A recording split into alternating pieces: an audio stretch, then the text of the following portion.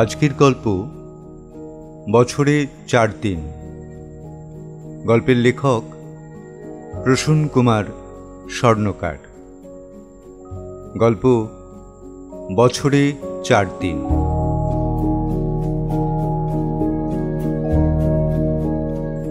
ওরা দুজনেই চুপচাপ বসেছিল।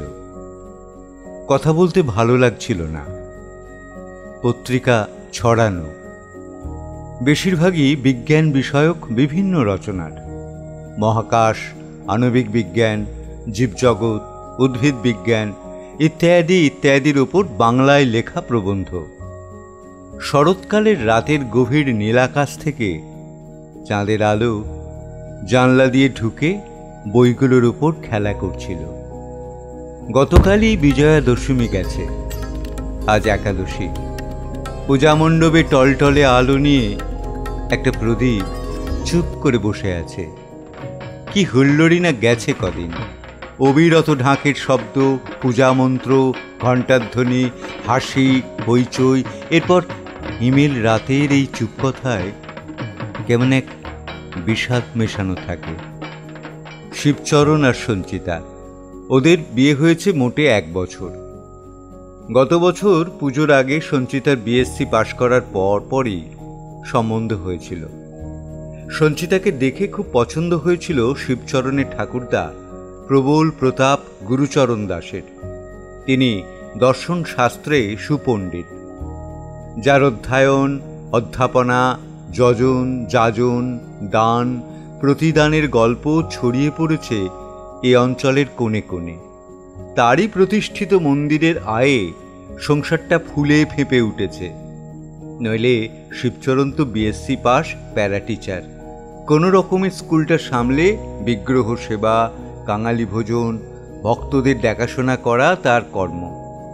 নিত্য প্রণামী দেবত্ব সম্পত্তির পরিমাণ তো কম নয়। সঞ্চিতার বাবা কাকারা ছোটবেলায় বলতে কি বেশ গরিবই ছিল। রাজনীতি আর কন্ট্রাক্টারি করে দ্রুত অবস্থার উন্নতি ঘটিয়েছে। বছর 4 হলো আরম্ভ হয়েছে পারিবারিক দুর্গাপুজো। গত বছর মেজর তরফের মেয়ে সঞ্চিতা আর সেজোর মেয়ে কুমকুমের বিয়ে হয়েছে। দুজন জামাই এবার বউ নিয়ে পুজোয় হাজির। ফলে আতিথেয়তা, আপ্যায়ন, ঘটাপটা সবকিছুই বেশি বেশি। আনন্দে একটু ঘাটতি পড়েছিল সঞ্চিতার মা মমতার একটা জড়োয়ার হার চুরি যাওয়ায়। অত দামি হারটা চুরি হয়ে যাওয়ায় মমতা ঠাকুরের ওপর অভিমান করে নাওয়া খাওয়া ছেড়ে দিয়েছিল। ফলে সঞ্চিতাকে অনেকটা বাধ্য হয়েই মাকে সারাদিন সঙ্গ দিতে হয়েছে।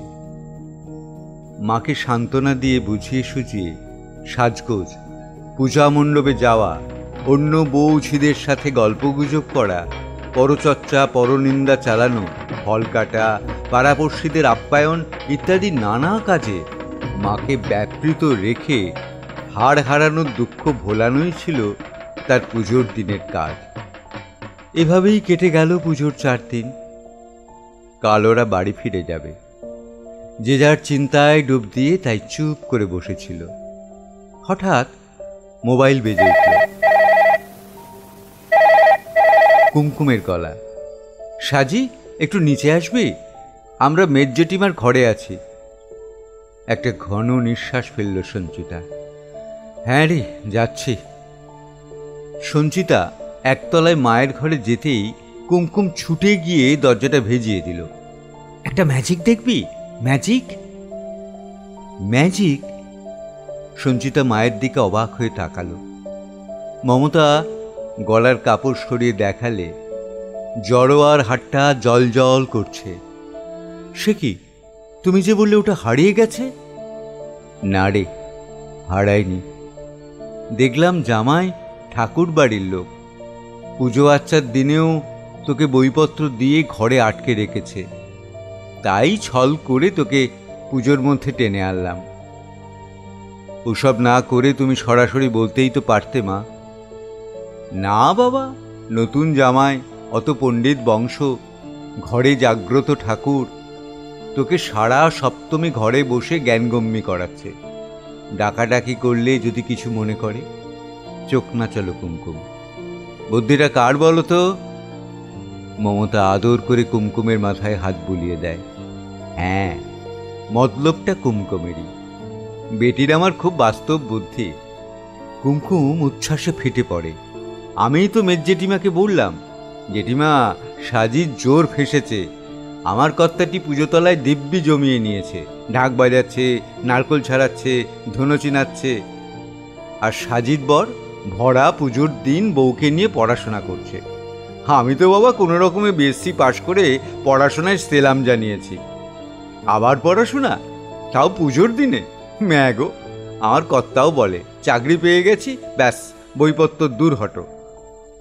মমতা মেয়ের গম্ভীর মুখ দেখে সামান্য আশঙ্কিত হলো। সারা বছর কিভাবে কেটে যায়। বছরে এই 4টে দিন মা এসেছেন বাড়িতে, তাকে ঘিরেই আনন্দ করাটা কি উচিত নয় সাজি? তুই খুশি হয়েছিস মা? সঞ্চিতা কোনো রকমে মাথা নেড়ে হ্যাঁ জানিয়ে ঘর থেকে বেরিয়ে এলো। বছরে 4টে দিন, পয়লা বৈশাখ থেকে চৈত্র সংক্রান্তি অবধি ধর্মাচরণের মাধ্যমে আনন্দের পদ্ধতি নির্দিষ্ট করা আছে ক্যালেন্ডারের পাতায় পাতায়। অন্য কিছু করার উপায় নেই। সঞ্চিতা যখন শিবচরণের কাছে এসে দাঁড়ালো, তখনও গোপন কান্নায় চোখের পাতা ভিজে আছে। এসব কথা স্বামীকে বলা যাবে না, তাহলে তার মা ছোট হয়ে যাবে। কি ব্যাপার? শিবচরণ জিজ্ঞাসা করে। মায়ের হাড়টা পাওয়া গেছে, কি মজা না? তাই বুঝি তোমার চোখে জল? তোমার মায়ের হাড় পাওয়া গেছে, কিন্তু আমাদের 4 দিন বই নাড়াচাড়ার স্বপ্নটা হারিয়ে গেল। আসলে আমি তো তেমন মেধাবী নই। তুমি কেন, আমিও মধ্যম মেধা। বাড়ির অত রোজগার ছেড়ে শুধু পড়াশোনা করে কিছু করা সম্ভব নয়। তাই দুজনেই বিজ্ঞানের বইটই নাড়তে ভালোবাসি। যারা অন্য কোনো জীবিকায় থাকে, পুজোর 4 দিন ধর্ম করে। আমাদের আবার কাল থেকে শুরু হবে মানত, বলি, ভোগ, দীক্ষা, ধূপধুনো, আরতি। কটা দিন বিজ্ঞান পড়ব ভেবেছিলাম, তাও হলো না। ছড়িয়ে থাকা বইগুলোর ওপর হাত বোলালো সঞ্চিতা। দিনের পর দিন যায়, পড়া হয় না। সেই কষ্ট কজনই বা বোঝে? তার অল্প শিক্ষিতা মা আর গ্র্যাজুয়েট কুমকুম উপকার করতে গিয়ে তার ক্ষতিই করে ফেলেছে।